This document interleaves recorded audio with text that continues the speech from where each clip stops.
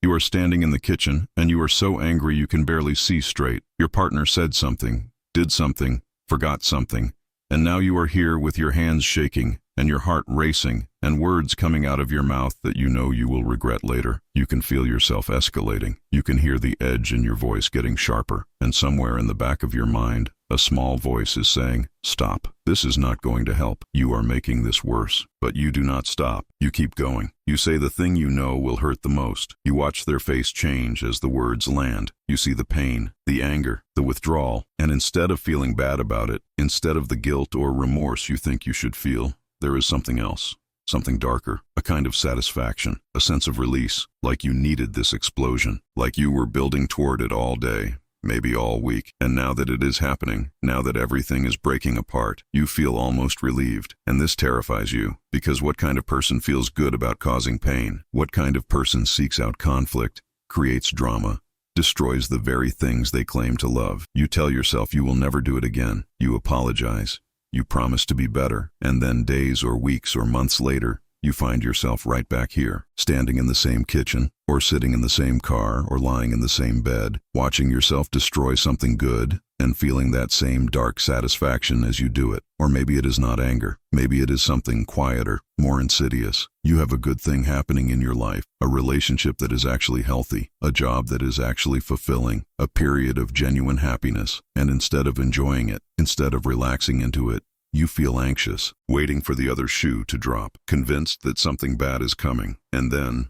almost without realizing you are doing it, you start to make it happen. You start looking for problems where none exist. You start pushing away the person who loves you. You start self-sabotaging at work. You start doing the exact things that will turn your fear into reality. And when it all falls apart, when the relationship ends, or the job is lost, or the happiness evaporates, there is a part of you that feels almost relieved. Because this pain, this suffering, this loss, this is familiar. This you know how to handle. It was the happiness that felt dangerous. It was the good thing that made you uncomfortable. And so you destroyed it, not consciously, not deliberately, but with the precision of someone who has done this before. Someone who has been doing this their entire life without ever understanding why. This is not random. This is not bad luck. This is not some personal flaw that makes you uniquely broken. This is a fundamental pattern in human psychology, and it is one I spent years trying to understand, because what I saw in my patients again and again was this paradox.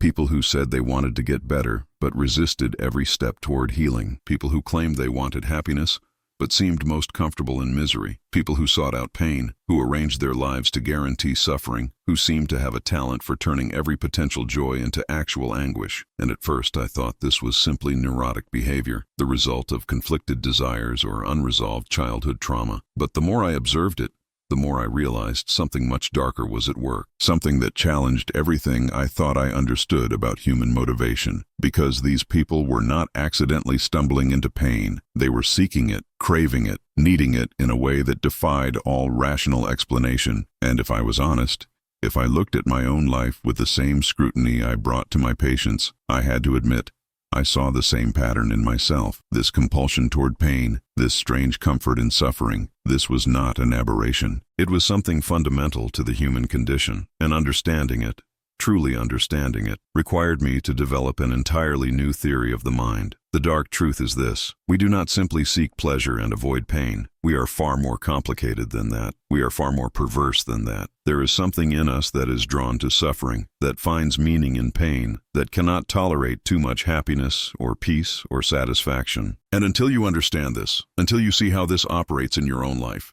you will keep repeating the same patterns.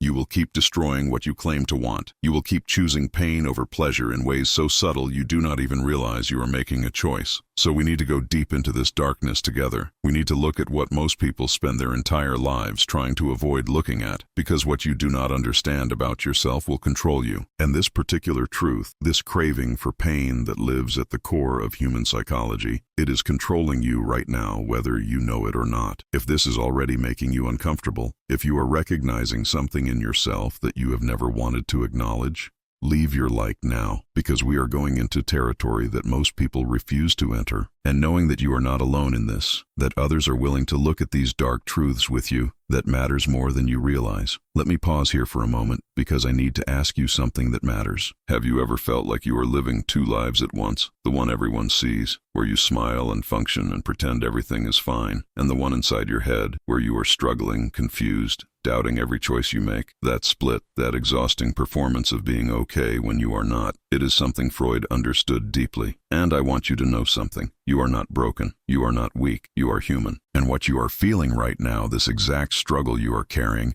someone else watching this video is feeling it too. They are sitting there thinking they are the only one, just like you might be thinking right now. So I am going to ask you to do something that might feel vulnerable, but it is important. Go down to the comments right now and type this exact phrase, I feel this. Just those 3 words, I feel this. You do not need to explain. You do not need to write your whole story. Just let those words be your voice today, because when you do that, something powerful happens. The person scrolling through these comments, the one who feels completely alone in their pain, they are going to see your comment, and for the first time in maybe days, weeks, or months, they are going to realize they are not alone either. Your 3 words might be the thing that helps them breathe a little easier tonight. This is not just about engagement. This is about connection. This is about breaking the silence that keeps us isolated in our suffering. Freud built his entire life's work on one simple truth. We heal when we speak what has been hidden. So speak it now. Go to the comments, type I feel this, and know that by doing so, you are not just helping yourself. You are helping every single person who needs to know that what they feel is real,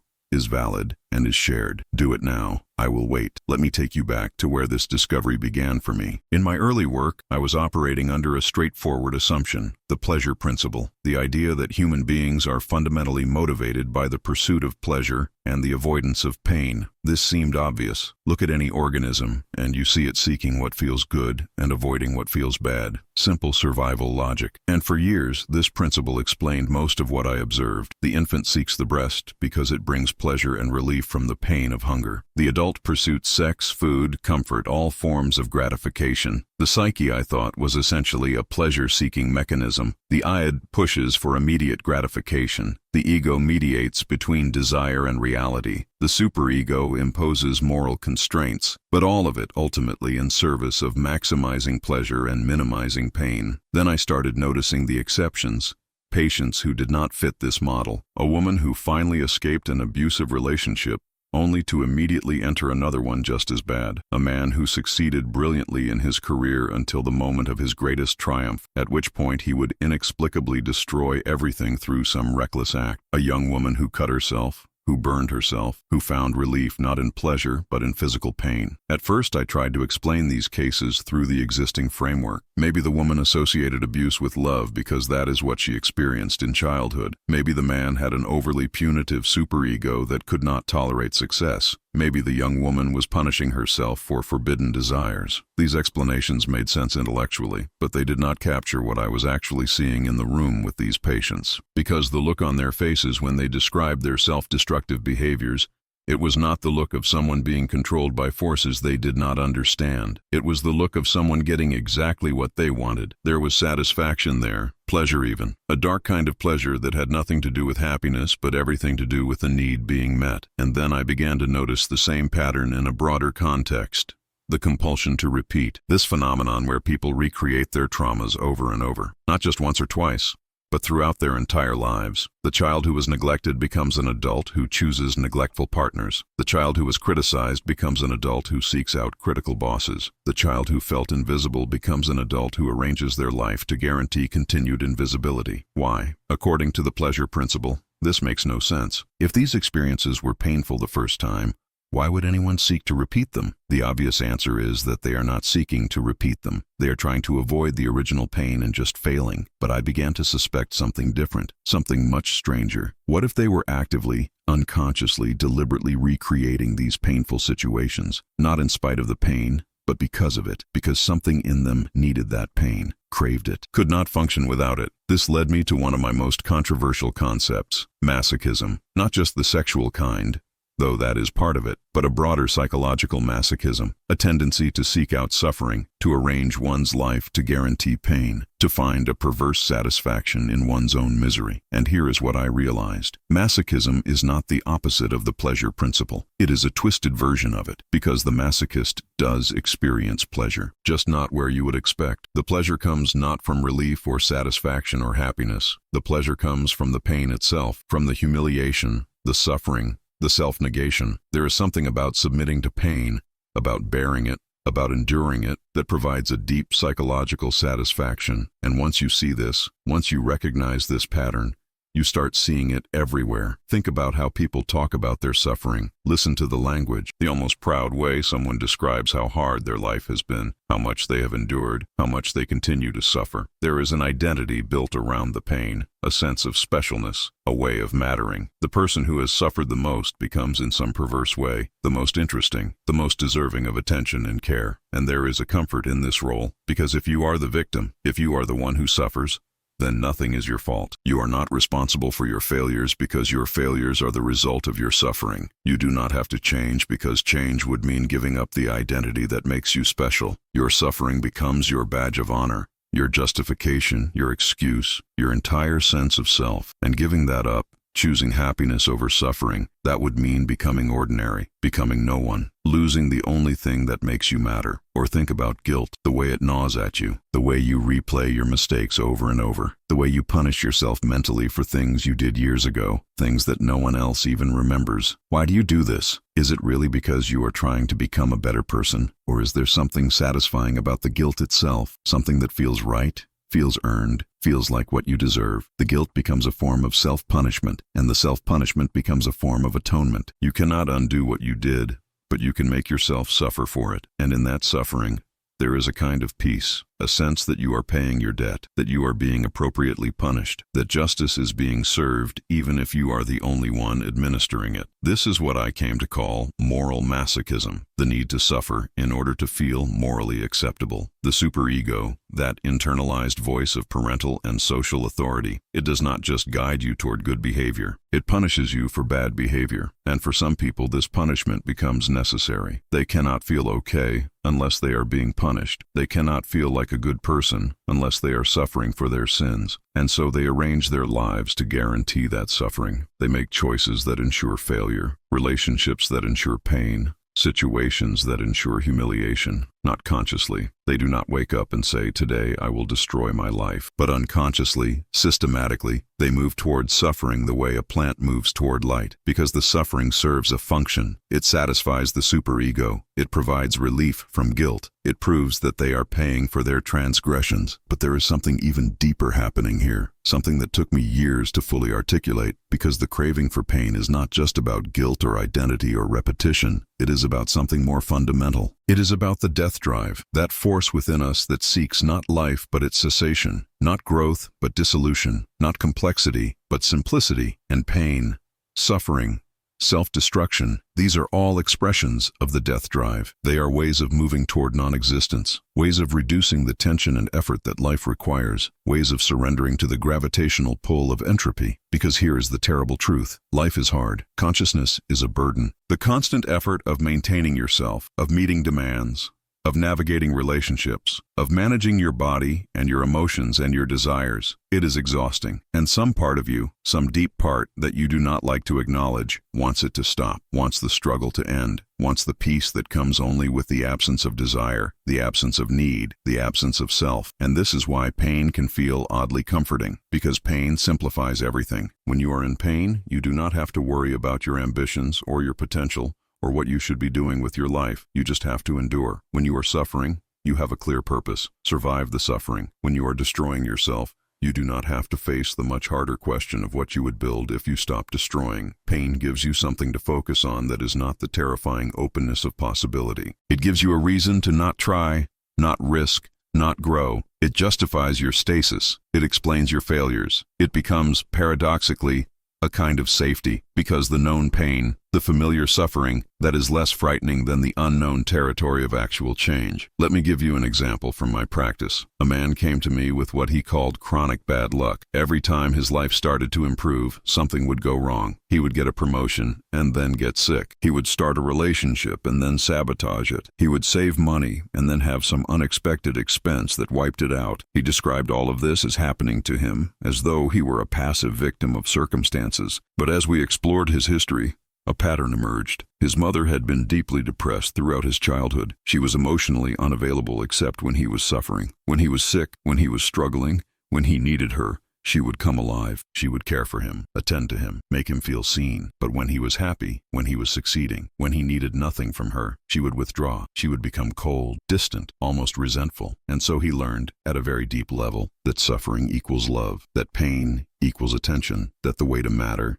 the way to be seen, the way to maintain connection was to be in crisis. And now, decades later, he was still operating according to that logic, still arranging his life to guarantee suffering because suffering was the only state in which he felt truly real, truly connected, truly alive. This is the dark truth about why humans crave pain. It is not because we are fundamentally broken or because we hate ourselves, though those things can be part of it. It is because pain serves functions that we do not consciously recognize. It provides identity, it earns attention, it justifies failure, it simplifies choice, it satisfies guilt. It maintains connection to early patterns. It protects us from the scarier thing, which is not suffering but the possibility of genuine happiness and the responsibility that comes with it. Because if you are not suffering, if you are actually happy, then you have to ask yourself what you are doing with that happiness.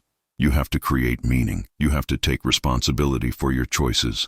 You have to face the reality that your life is what you make of it, and that is terrifying. Much more terrifying than just continuing to suffer and blaming your suffering for why you have not become who you could be. You already know this, but we're not ready to understand ourselves alone. The human mind is vast, complex, and often frightening to explore without guidance. If this content is helping you see yourself more clearly, if these insights about Freud's work are bringing light to parts of yourself you've kept hidden, then consider subscribing to this channel. This is not just another psychology channel. This is a space where we explore the depths of human nature together, where we take the most profound concepts from psychoanalysis and make them accessible, practical, and deeply personal. Every video here is designed to help you understand not just theory, but yourself, your patterns, your fears, your desires, the invisible forces that have been shaping your choices without your awareness. When you subscribe, you are making a commitment to yourself. You are saying that you are ready to look deeper, to understand more, to stop running from the truth of who you are. And I promise you this, I will be here every week bringing you insights that matter, explanations that actually make sense, and perspectives that can genuinely change how you see yourself and the world around you. This journey of self-understanding is not easy. Freud knew this. He spent his entire life mapping the human psyche precisely because he understood how lost we can feel inside our own minds. But you do not have to walk this path alone. Hit that subscribe button. Turn on notifications. Become part of a community of people who have decided that understanding themselves is worth the discomfort, worth the effort, worth the time. Because at the end of the day, the most important relationship you will ever have is the one with yourself. And that relationship deserves your attention, your curiosity, and your courage. So subscribe now, and let's continue this exploration together. Your future self will thank you for taking this step today. So what do you do with this knowledge? How do you live once you understand that part of you craves the very pain you claim to want to avoid? The first step is recognition. You have to catch yourself in the act. You have to notice the moments when you are moving toward pain rather than away from it. When you pick the fight you did not need to pick. When you sabotage the opportunity you claim to want. When you turn something good into something bad through your own actions. You have to notice these moments, and instead of immediately justifying them, instead of telling yourself a story about why you had no choice, you have to pause and ask a different question. What function is this serving? What need is this meeting? What am I getting from this pain that I think I cannot get any other way? And the answers might surprise you. You might realize that you start fights because it is the only time you feel fully alive, fully engaged, fully present. You might realize that you sabotage opportunities because success would require you to give up the comfortable victim identity you have been carrying your whole life. You might realize that you turn good things bad because good things make you anxious in a way that bad things do not. Whatever the answer is for you, the key is to see it clearly, to stop pretending that these patterns are happening to you, and to recognize that in some way, at some level, you are choosing them, not consciously always, but choosing them nonetheless. And once you see that you are choosing, you can start to choose differently. But here is the challenge. Choosing differently means giving up the payoffs that pain provides. It means finding other ways to feel alive that do not require crisis. It means finding other ways to get attention that do not require suffering. It means building an identity that is not based on what you have endured, but on who you are becoming. It means tolerating the anxiety of possibility rather than hiding in the false safety of familiar pain. And all of that is hard, so hard that most people never do it. They see the pattern, they understand it intellectually, and then they go right back to it because the alternative feels too frightening. They would rather suffer in ways they understand than risk happiness in ways they do not. This is why therapy, real therapy, is so difficult, because the therapist is asking you to give up your symptoms, and your symptoms, however painful they may be, are serving functions you do not want to lose. The depression keeps you safe from having to try and fail. The anxiety keeps you vigilant against threats that feel omnipresent, even though they are mostly imaginary. The self-sabotage keeps you from having to face what you could actually accomplish if you stopped undermining yourself. And so you resist, not because you want to stay sick, but because getting well means losing the structures you have built your entire life around. It means becoming someone new. And who will you be if you are not the person who suffers? Who will you be if you are not the victim, the martyr, the one who endures? You have no idea. And that not knowing, that terrifying openness, it feels worse than just continuing to be who you have always been. But here is what I learned from the patients who did manage to change, the ones who looked at their pattern of pain-seeking and decided to choose differently. They did not do it all at once. They did not wake up one day and suddenly become different people. They did it in small steps. They noticed the pull toward pain, and they resisted it just once, just for today. They felt the urge to pick the fight, and they did not. They felt the impulse to sabotage, and they paused. They felt the comfort of returning to suffering, and they chose discomfort instead. And each time they made that choice,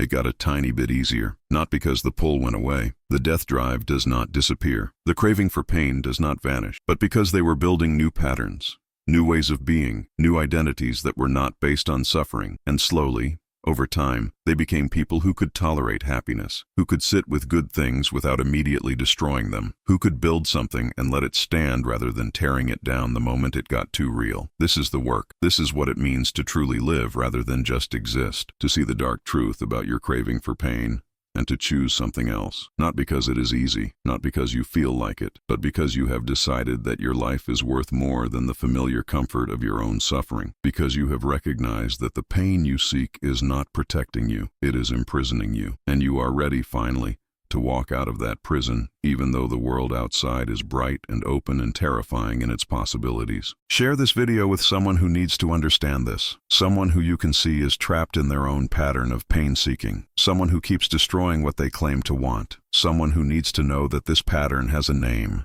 has a logic, has a function that can be understood and therefore changed. Because most people who are stuck in these patterns think they are uniquely broken. They think there is something wrong with them specifically that makes them unable to accept good things. And they need to know that this is not a personal failing. This is a human pattern, a dark truth about how the psyche works. And understanding it is the first step toward freedom from it. So let me leave you with this question. Where in your life right now are you choosing pain? Not the pain that is unavoidable. Not the pain that comes from genuine tragedy or loss, but the pain you are creating, the pain you are seeking, the pain that serves some function you have not wanted to acknowledge. Look at your relationships, look at your work, look at your daily choices. Where are you moving toward suffering when you could be moving toward something else? And then ask yourself why. What does this pain give you? What would you lose if you let it go? And most importantly, are you ready to lose that in order to gain something better, something unknown but possible, something that requires you to step out of the familiar darkness and into a light that might blind you at first, but that could eventually help you see yourself and your life more clearly than you ever have before? This is the choice you face, not once, but every day, in every moment when you feel that pull toward pain, toward sabotage, toward the destruction of whatever good thing you have managed to create. You can follow that pull and justify it and tell yourself you had no choice. Or you can recognize it for what it is, the death drive speaking, the craving for pain trying to pull you back into familiar suffering. And you can choose differently. You can choose life, not perfect life, not painless life, but life that you are actively creating rather than passively accepting. Life where you are the author of your own story rather than just a character acting out patterns that were written for you decades ago. That life is possible, but only if you are willing to see the dark truth about your own pain-seeking. Only if you are willing to give up the payoffs that suffering provides. Only if you are willing to walk toward the unknown territory of genuine well-being, even though everything in you wants to run back to the hell you know. The question is not whether you can do this. The question is whether you will, and that is something only you can answer.